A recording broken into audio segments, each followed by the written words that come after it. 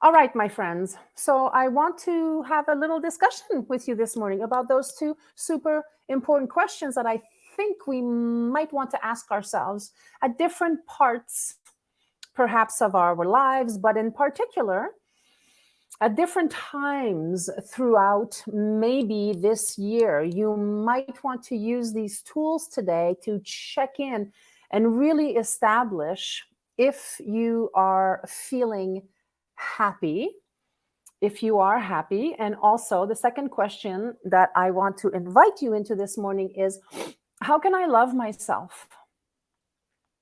These are not small questions. And when I sent my newsletter last week, I kind of gave it a little bit of a curveball, because what I really want to talk about is how your happiness is linked to your physiology, how your happiness and your moods have everything to do with your gut health, your tummy. What are you putting inside of your system on a daily basis that could assist you in gaining more energy, in tapping into the happiness quotient? And it has everything to do with your gut health. And today, instead of thinking about how to add to our regimen when asking the question, am I happy and how can I love myself? I want to suggest that we might subtract something. And what I think is a good idea to try is to subtract what we ingest in order to do a sort of a physical cleanse, but also a psychological and spiritual cleanse. So it's not by adding anything. In fact, I think it's by deleting things. And certainly that is the topic, that is the angle I am taking today, because I really want to talk about our gut health. And for me, excuse me, it has been an ongoing back and forth experiment with my gut health, because I love food. I love to eat. I love to drink. And I know at this point in my life, when I'm off kilter, when I'm out of alignment with my level of happiness or energetic level, I know that it has to do with what I'm eating, what I'm ingesting. So I want to explore that with you today. And please do not hesitate to write your impressions, your comments, as you hear me share, because this is something that we are all privy to. This is not special to any one person. We all have good moods, low moods. What I'd love to invite you into is to consider being on a higher level of mood, right? So that you feel better and better every day, especially as we get older. Good morning from Martinique. Julianne is in the house. Awesome, Julianne. Welcome. Wonderful to have you here.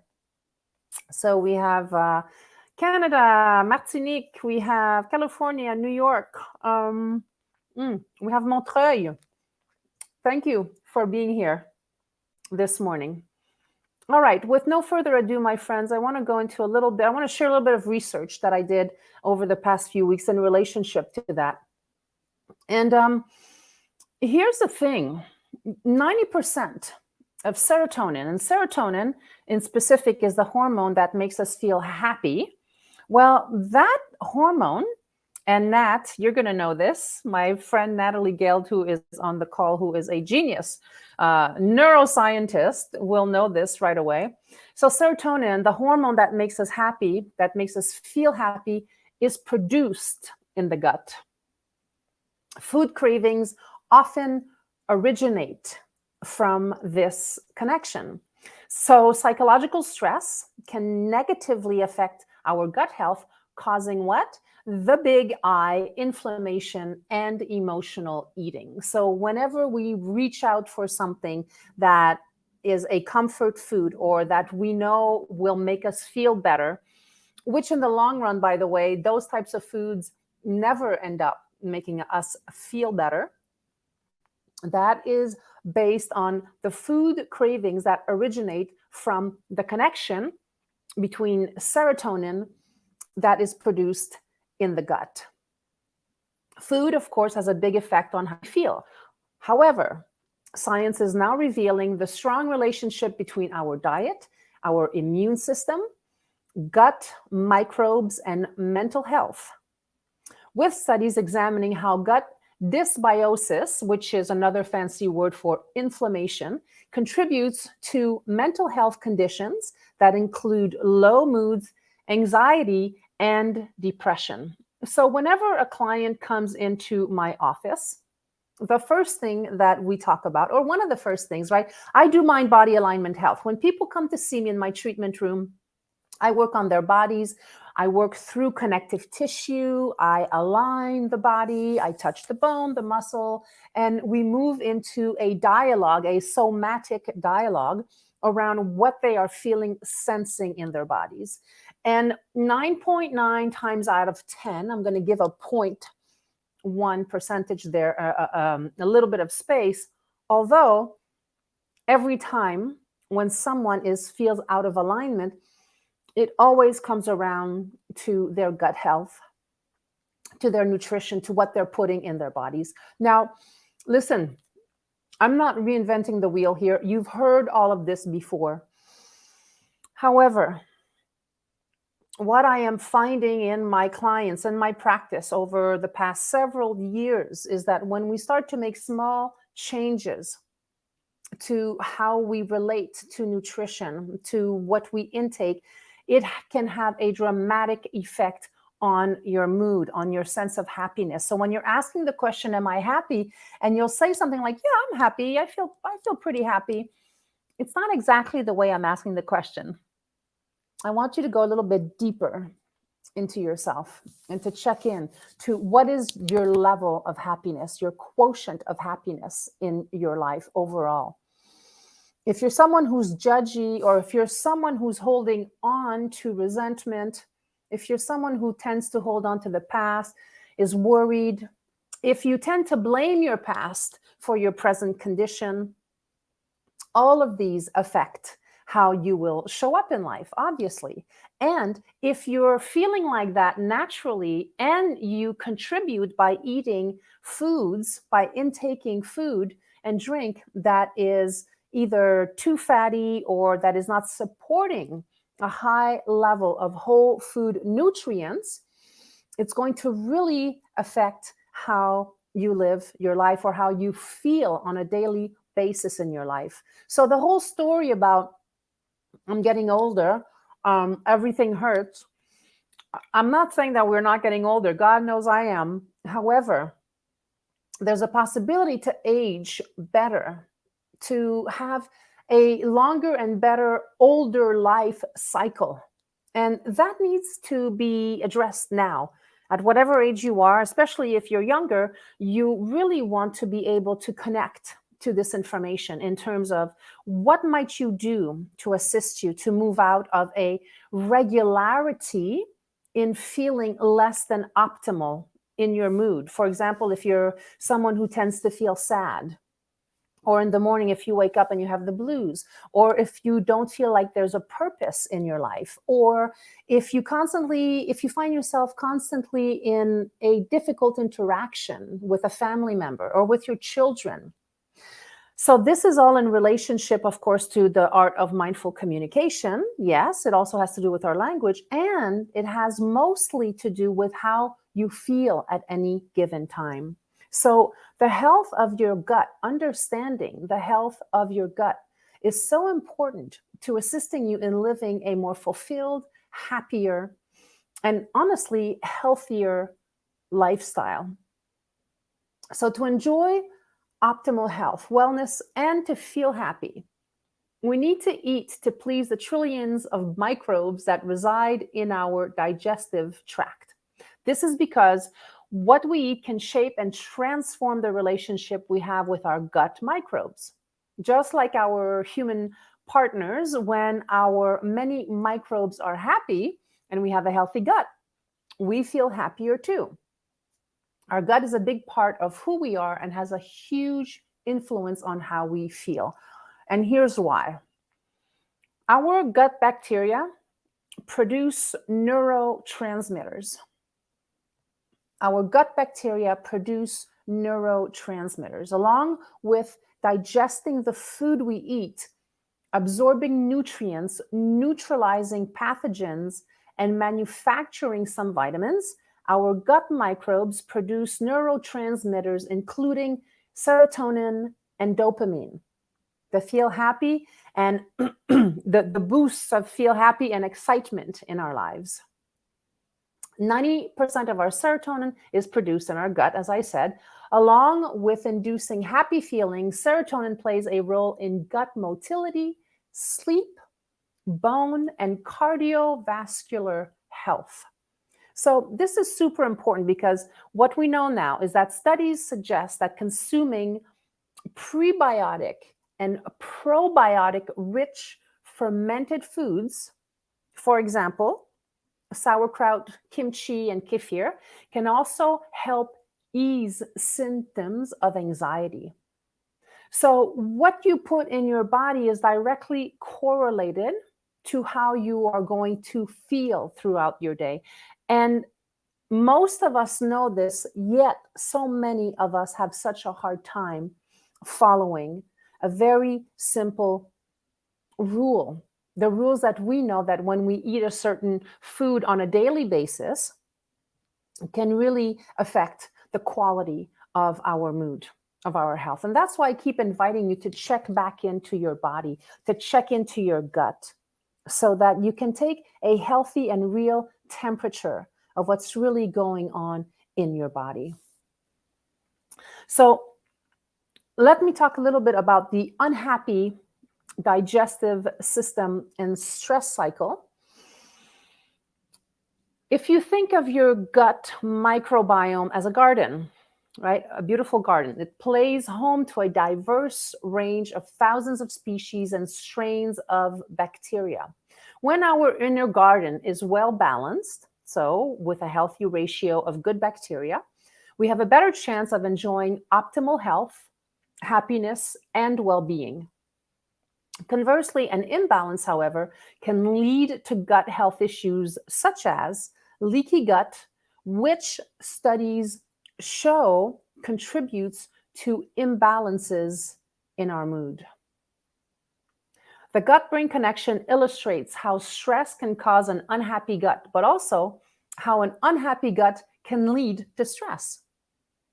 This is why learning to better manage stress through regular exercise and eating a nutrient-dense whole foods diet can help to improve microbial diversity and subsequently boost our mood. Okay, I'm going to read a few comments here. Ellie says, apropos this discussion, my GI doctor recently prescribed an SSRI to treat my GI issues because the gut has more serotonin receptors than anywhere else. Correct. What is SSRI, Elise? I'm not familiar with this. SSRI.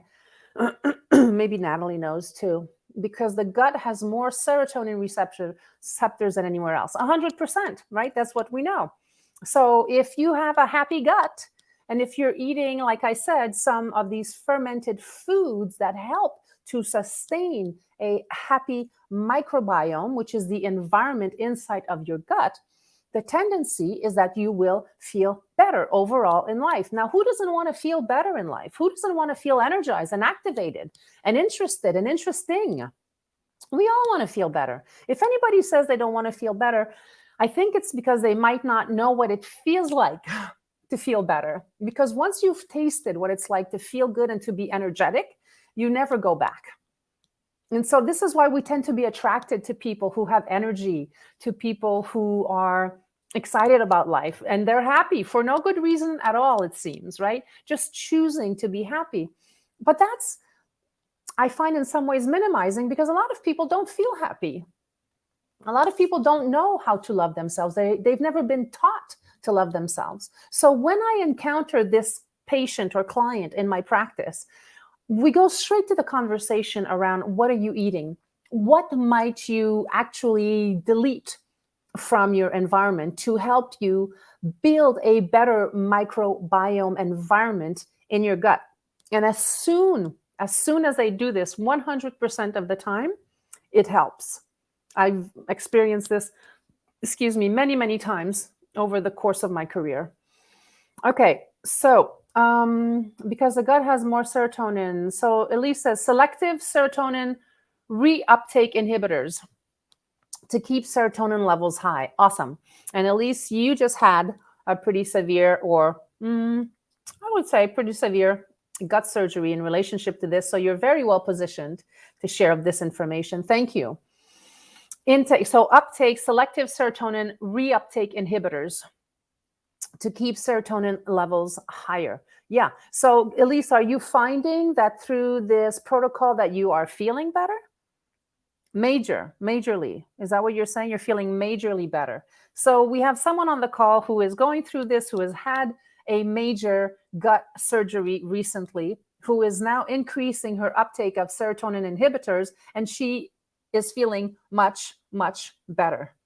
Thank you, Elise. So the proof is in the pudding. There's someone on the call right now with us who is sharing that she's feeling much, much better by tapping in to these uptake of serotonin inhibitors.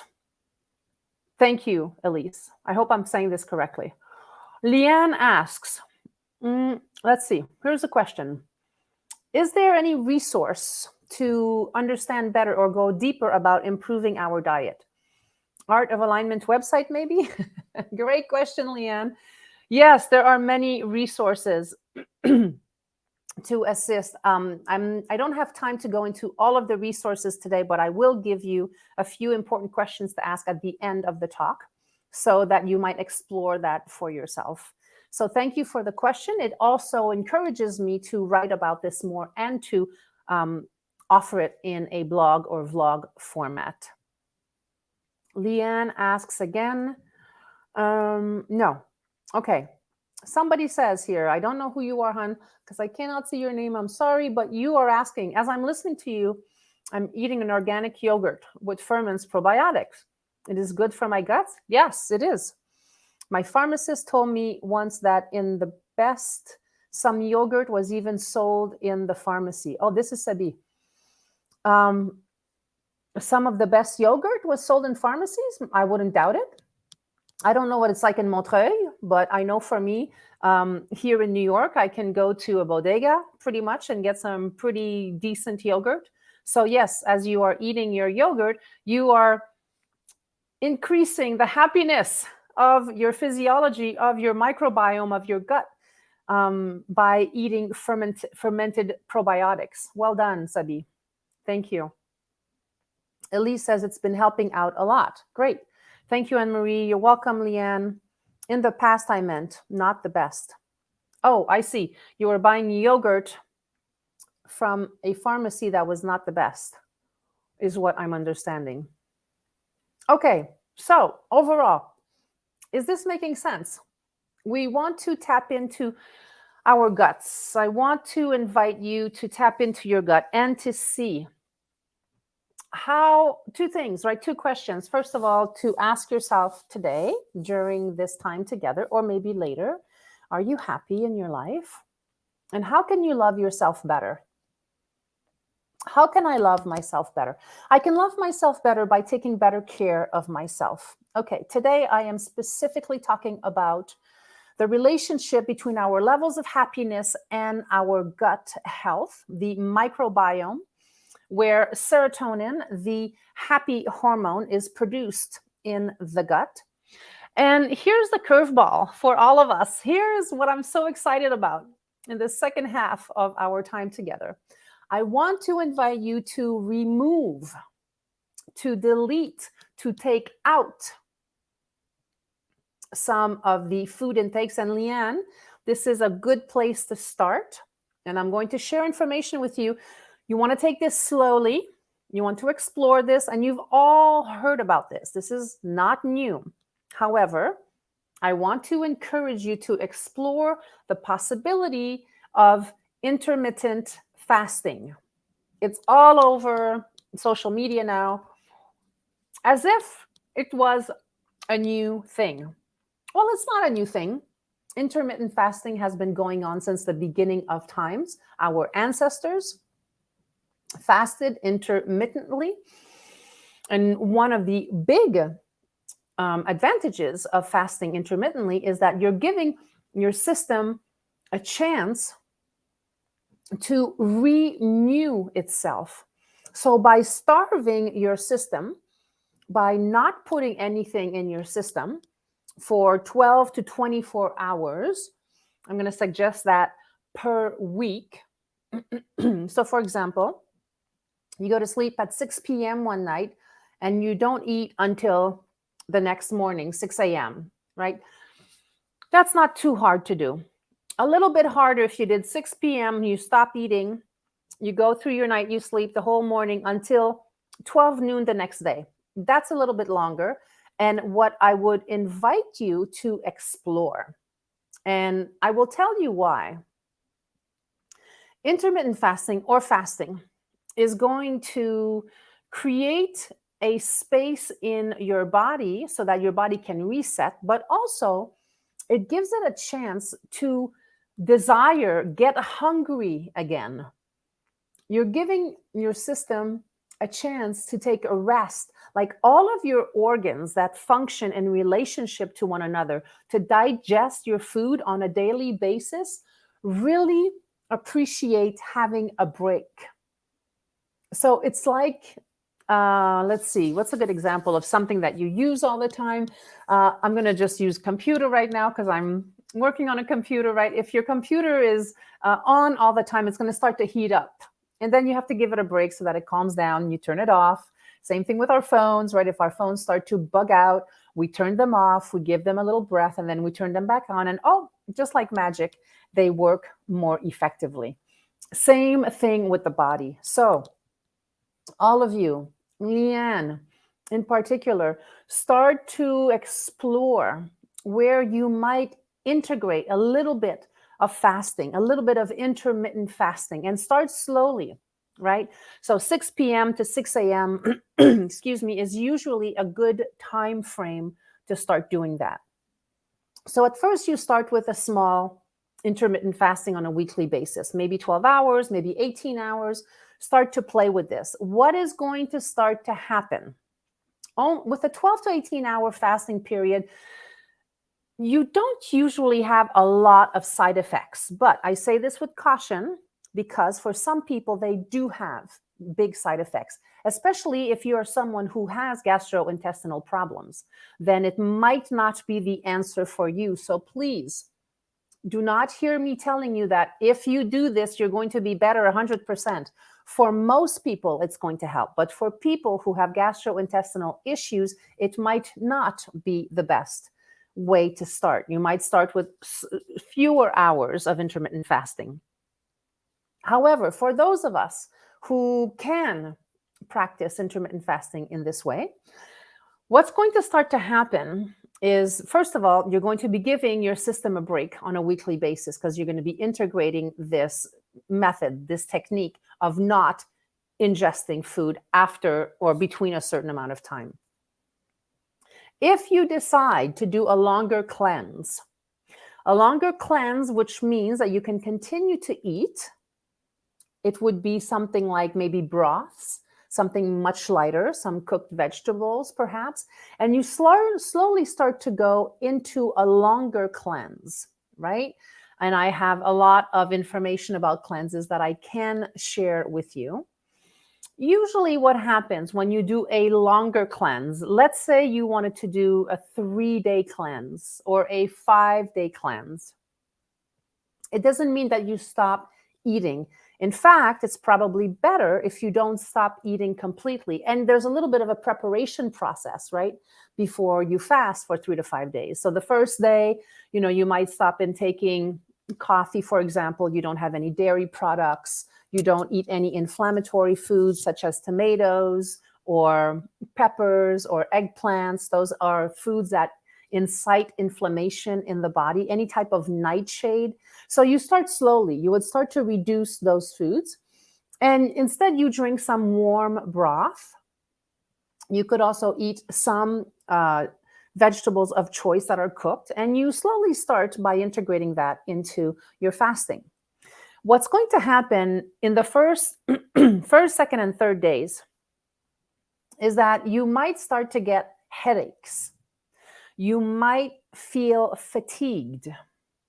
You might also feel dehydrated. So it's really important to hydrate, drink a lot of water and electrolytes when you're doing a cleanse, especially if it's the first time you do this.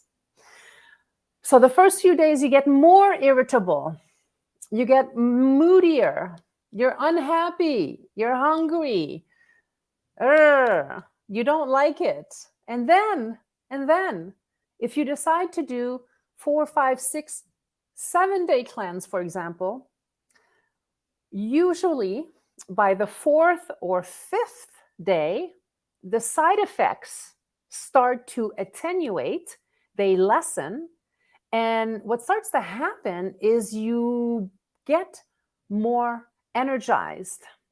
You tend to sleep better. You wake up with more clarity. You feel more connected to your body and to yourself. You tend to stop having a lot of wandering thoughts. So the thinking process starts to slow down because the logic of it, so think about it, you're starving yourself on some level, aren't you? You're starving yourself. You're starving your system in a way, which gives space for a cleansing operation to occur within your body. And so consequently, remember how we started this talk today is that your gut is intricately linked to your brain, right? First brain, we say the head, the central nervous system will be the first brain. The second brain is your guts. Well, if you're starving your gut by not putting in food, by doing a cleanse or intermittent fasting for up to a week, let's say, well, guess what? You start to clean out the attic. You start to clean out the central nervous system. So what usually aggravates you, what usually gets on your nerves, what you tend to worry about has a chance also to be cleaned out. They work symbiotically. They work together. Does this make sense? If this makes sense to you, give me a 1 in the comments so I know that I am speaking to you and that you are connecting to what I'm saying. And if it doesn't make sense, please say so as well. So I'm inviting you to consider this year, at some point this year. Thank you. Thank you. I want to invite you this year, probably in the first quarter, maybe in this quarter, January, February, March, try to start doing intermittent fasting, maybe 12 hours a week. Start to cleanse yourself. Thank you for the feedback. I appreciate it. Thank you. Start to think about how you might integrate slowly. I suggest 6 p.m. to 6 a.m. to start, right? Just do that for a few weeks. And then give yourself a chance to do a 3-day cleanse. So it doesn't mean that you're not eating. It just means that you're going to detoxify your system by eliminating certain foods. This is really important to understand. You don't want to go from eating what you're eating today to not eating tomorrow. Please do not do that. I am not saying this. I am inviting you into considering how might you cleanse your noggin? How might you become lighter? How might you see the possibility of life, to have more energy, to be more excited about your life, no matter where you are in it, to worry less, to leave things that don't belong to you away. You don't have to be involved in every decision-making issue in other people's lives.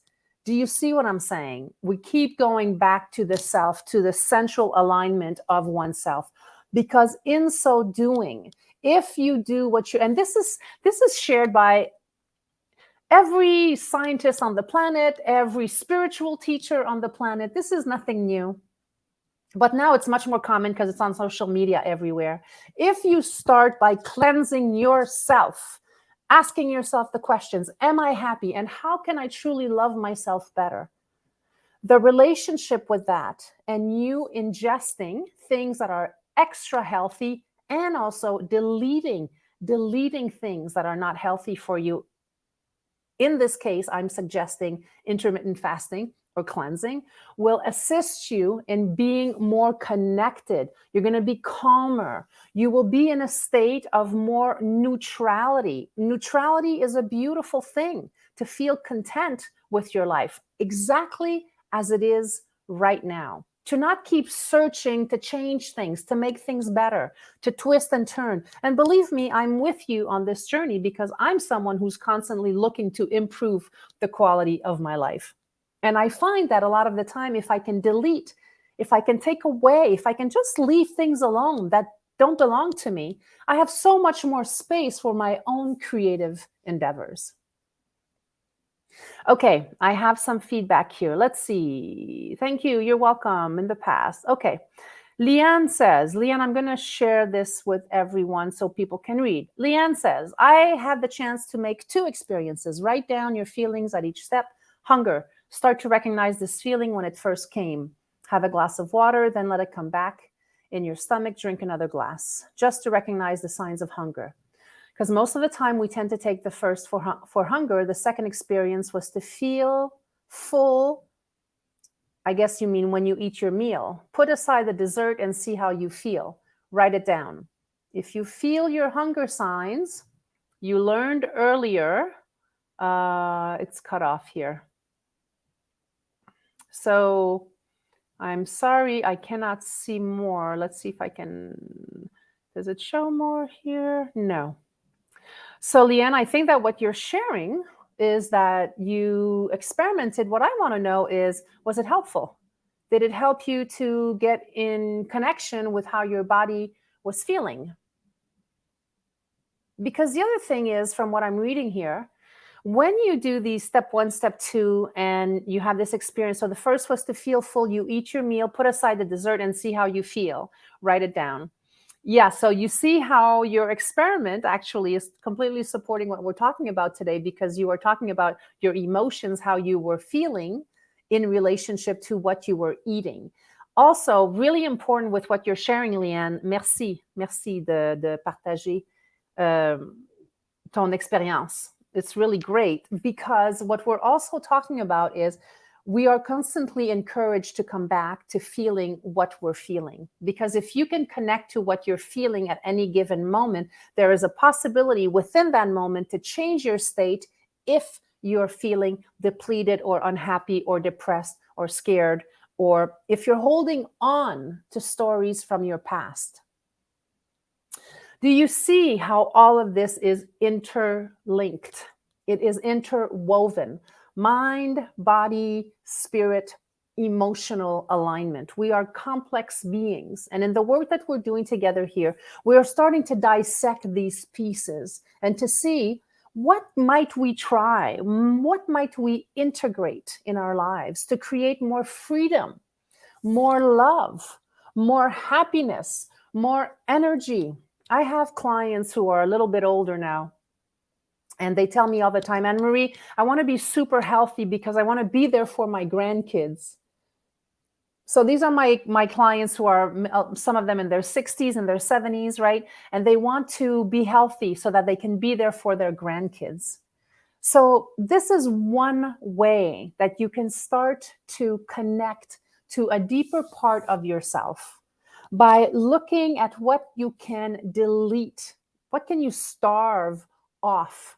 Starve out of your life. In this case, I'm specifically talking about your gut and your microbiome environment to increase the happiness quotient in your life by cleansing, by removing things, by not continuously eating the same things on a daily basis just because it's an emotional trigger. And I love my food. I love my chips. I love, I love to eat. So it's a wonderful experience for me. And I also know that if I drink and eat too much, I have no more energy. I'm done. I literally fall over. Like I can't handle one more second because my body is so overtaxed by so much food or so much drinking that I can't manage. And of course, it takes me a few days to get better. And of course, this has gotten worse as I'm getting older. So, Leanne shares, very helpful to recognize how you feel, how your body reacts to food depending on your emotions. Yes. Thank you, Leanne. So, I hope this is helpful. I hope that I am inciting some sort of curiosity around intermittent fasting, around how you can create a healthier microbiome. And the piece that I wanted to leave you with today is so two things. I said to you last week to download the app How We Feel. It's an application. It's actually quite genius. I don't know if any of you have downloaded it. If you have, let me know. And let me know if you've been playing with it. So this is a check-in, an emotional check-in, so that you can tap into how you're feeling on a daily basis. And why is it helpful to tap into how we're feeling? Because if you are more connected to how you feel, you get to know yourself better. You get to see your cycles better. And you can then ask interesting, intelligent questions around, why do I feel so tired at the end of the day? Why do I feel so out of it when I wake up in the morning? Why do I have a crash at 3 o'clock in the afternoon? And when we ask these types of questions, we get some insight into how we live our lives. So if you're someone who has coffee in the morning, and it affects you in a state like you're working, and then usually by 2, 3, or 4 o'clock, you need another shot of coffee to give you some adrenaline for you to be more energized, then you can actually see that that system is probably not supporting your overall health. Because at 3 p.m., you should not be crashing per se. You might need a nap. So to take a 10 or 15-minute nap would be significantly more effective and healthier for you than to have another coffee, for example. So why it's important to tap into our feelings and emotions is because it gives us a blueprint of who we are and how we are living our lives. And once you know how you're living your life, when you have more connection to how you're living your life, you can start to make changes and tweaks so that you feel healthier, you feel happier, you have more energy, and you're more connected to who you are. And I truly believe that once we are connected to who we are and that we are doing the work or living the life that we are meant to live, that affects other energetic fields around us. So it's my way of fighting the war, so to speak. If we are all in alignment with what we're doing and that we love what we're doing and that there is a source of excitement and connection to our work and to our life, our friends, our family, we are doing the right thing. We are in our life. We are living our optimal best life.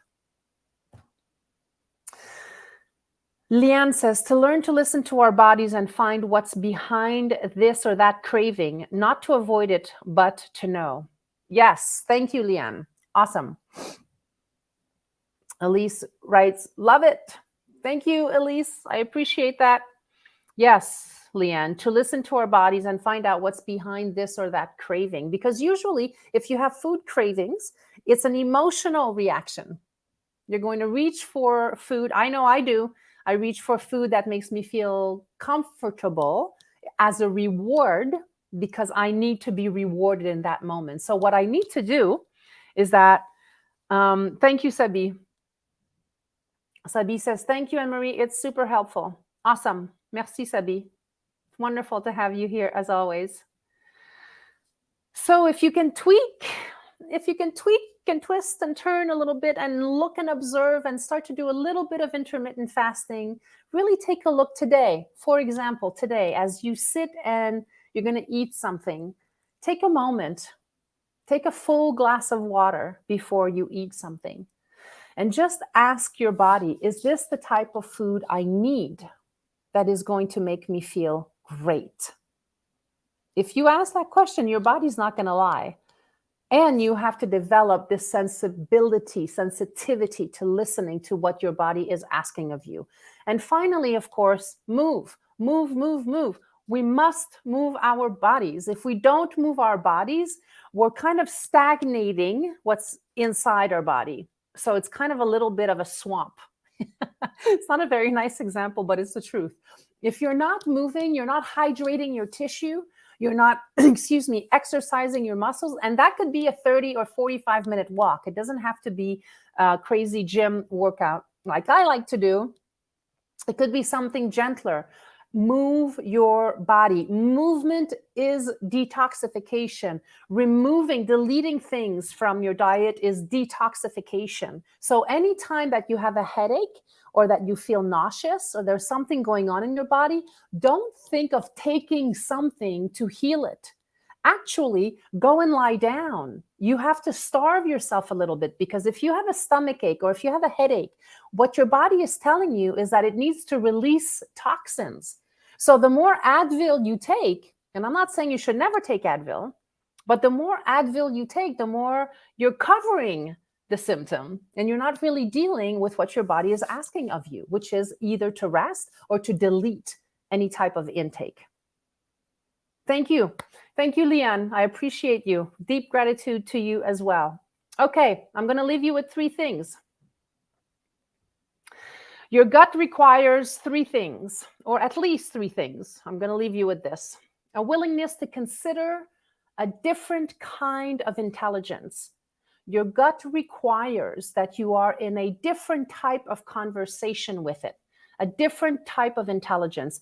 Not your thinking mind, but your sensing, your body felt sense. To be in touch with how you're feeling in your body. So that's what your gut requires of you, to develop a different level of intelligence, of sensation, of listening skills. Number 2, to slow down our thinking process so that we can hear from our gut. To slow down what you're thinking, to get rid of the thinking mind, to just listen to your gut, which means feeling, sensing. And finally, this is a good one. You ready? Trusting without second guessing its information. So to trust your gut. To trust your gut. That is also related to your intuition, right? To trust your gut. Trust yourself more and more and more in your life. Stop second guessing what your gut is telling you. If you feel something, there is something there. You know this because you've had this experience before. And for most of us, we've ignored it. I'm going to ask you to please do not ignore your gut any longer. All right, my friends. This is our session for today. Thank you for being here. A few things. If you have friends, if you know people that might benefit from this information, please invite them to join us. Invite them to check out the Duchêne Method Facebook group page so that we can grow our community with other like-minded individuals. Also, we do our daily gratitude posting every single day on the Duchêne Method Facebook group page. Join us, because guess what? Gratitude is a function of health. So if you practice writing more and more of your gratitudes and appreciations in life, you start to focus on what you're grateful for, and you stop focusing on what you're not grateful for. Very simple, okay? These are very simple tools that you can use every single day. And finally, you are going to be hearing more about me on social media. I'm posting pretty much everywhere. I'm really going for it this year, right? And so I'm doing a lot of fitness. I mean, I'm not teaching fitness, but I am in fitness. So I want to encourage you to move your body. And I am not fit right now. So I want you to know that I am being very vulnerable in posting these pictures of myself. And I don't care anymore. It's okay. I'm moving to have a very healthy year. And part of what's healthy for me is to share this information at large.